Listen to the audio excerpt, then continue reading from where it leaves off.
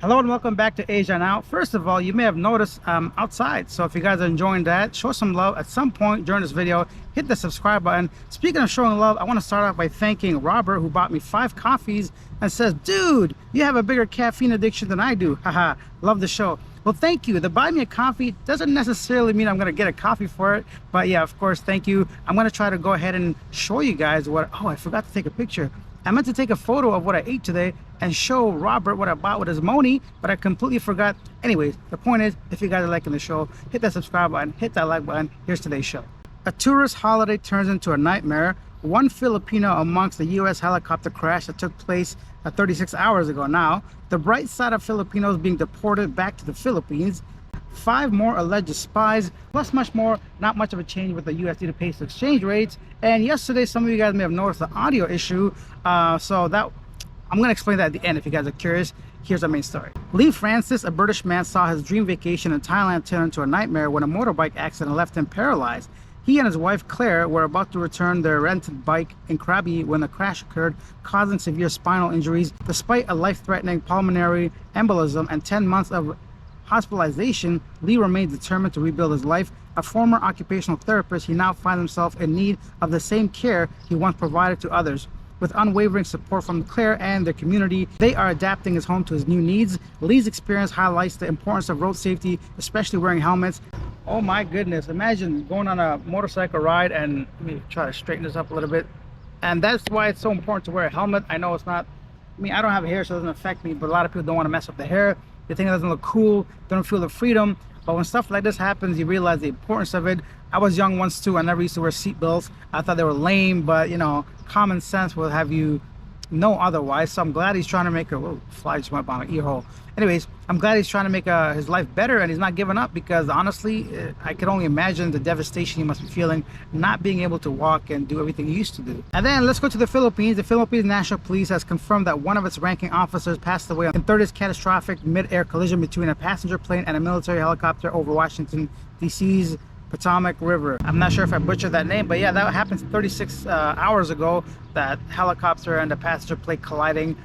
There's a whole controversy now regarding diversity hire and all that stuff, but I won't get into that. Let's go on to our next story. In more Filipino and U.S. related news, the National Economic and Development Authority, NAIA, sees a potential upside to Filipinos returning home due to U.S. President Donald Trump's stricter immigration policies. While many Filipinos may face uncertainty, NAIA Undersecretary Rosmario Edelin believes the return could benefit the country if they reintegrate properly. Whoa. Many returning overseas Filipino workers have high-level skills which could help the economy. Edelin also noted that the current surplus in real estate could accommodate them. She does not believe they will take jobs from local workers since the skill set is different. Meanwhile, Trump's immigration crackdown could impact up to 300,000 Filipinos. Talk about trying to see the silver lining in something.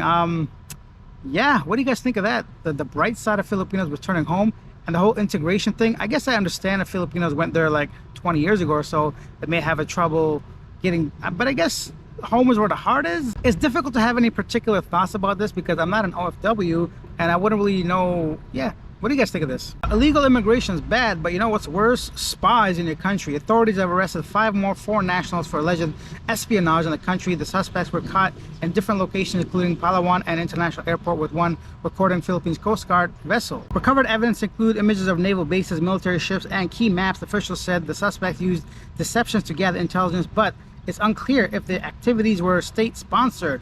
These arrests follow a previous case involving foreign and local individuals spying on critical infrastructure. The suspects face charges under Espionage Act. So these mandem, they're of Chinese origin, based on the whole report that I didn't get into. They're going around taking, like I said, images and pictures and getting information about all these bases and other important infrastructure. I have a feeling it's going to be very difficult to connect them to their actual source and who they're working for. But yeah, illegal immigration doesn't seem so bad when you compare it against individuals like this. All right, let me take a water break because my scalp, I didn't realize how bald I am until I came out here burning. I'm gonna look like a rotisserie chicken after this, but let me have a sip of this water and I'll get to you in a second. The head of the Manila International Airport Authority said Thursday the renovation works at Naia Terminal 4 was halted, but added that the private operator is planning to construct a Terminal 5, plans to construct Terminal 5. MIAA General Manager Eric Illness told the Philippine news agency. Last October, operators new Naia Infracorp announced that Terminal 4, the oldest among all Naia terminals, would undergo safety upgrades and renovation begin November 6th, and it is expected to reopen in February this year. I have a feeling it's not going to reopen in February because you know what? Tomorrow is February and they've halted construction. Regardless, I hope that all these upgrades come into play very soon because I want Manila's airport, Naia, I don't know how to say it. I hope it becomes one of the best airports in the world, but let's see what happens with all this new upgrades in the near future. Oh my goodness, my heart just dropped. I didn't see the recording button. I thought I wasn't recording the whole time.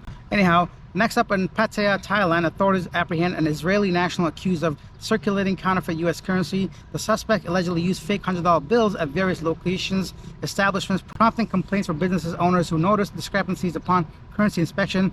Following an investigation, police traced the counterfeit bills back to this individual, leading to his arrest.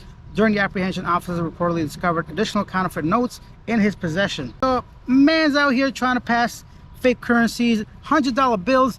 I never understood that. Like, I feel like if I was going to counterfeit money, I'd do it probably smaller notes.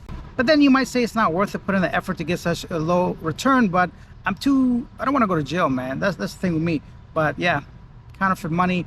I always felt like places like Southeast Asia would be the perfect place since the currency is not always up to date. Let's say they're still using a paper version of it, although the Philippines recently upgraded to those polymer notes. Anyhow, this guy's using US dollar, which is obviously really widely circulated and people can easily tell, some people, if it's fake or not. Staying in Thailand, one more news on the airport and a foreigner. This man is out here taking a piss against a wall inside of an airport. What's wrong with you, man? Come on, bro. What are you doing? If you're smart enough to get on a plane, buy a ticket, go somewhere to another country, then you're old enough and smart enough to know not to piss against a wall inside of a airport. Buddy, any which way you walk, I've been to Phuket Airport. There's plenty of bathrooms. What are you doing? At least, like, the locals have the decency to piss outside. This man's pissing inside. He's reversing that shit.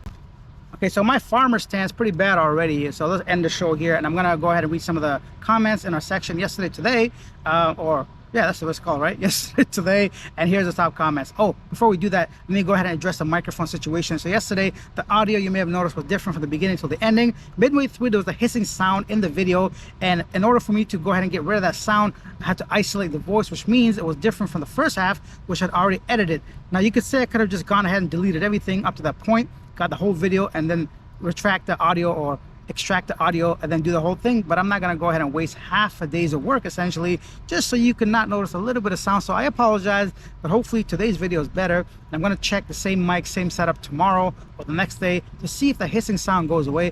I'm really hoping it's not in this video. I'm using the GoPro. The lighting is a little bit different as well, but that's what happened regarding the audio, which a couple of you guys have noticed, so thank you for letting me know. Here's now our segment yesterday today where I share some of the most popular comments regarding our previous video. Parabolo says, wow, a whole $4 a day, fantastic. And then the prices go up to $8. Yeah, this is regarding the 200 peso daily wage increase potentially in the Philippines, and I mentioned about how the prices of items might increase as well. Harry says a lot of Filipinos earn 250 pesos in the provinces. A 200 peso increase all over the country will not be sustainable and will be problematic transition in most areas, as in people not getting paid due to mismanagement. And Jose says, keep up the good work. Well, thank you so much, and thank you guys for watching. I appreciate you guys as always. Let me know if you guys want me to do more videos like this from outside. I could probably just walk around and make these videos. If you guys want to see some of my surroundings. Actually, my first video about Laos is going to come up soon on my main channel, probably tomorrow. I met a very interesting man today. I got a 30-minute video interview with him. He's been to 87 countries. I saw this guy and I had to say hello. Like, we crossed paths and it was like locked eyes, man to man. It was kind of weird, but this man looked like straight from a storybook, man. So I sat with him.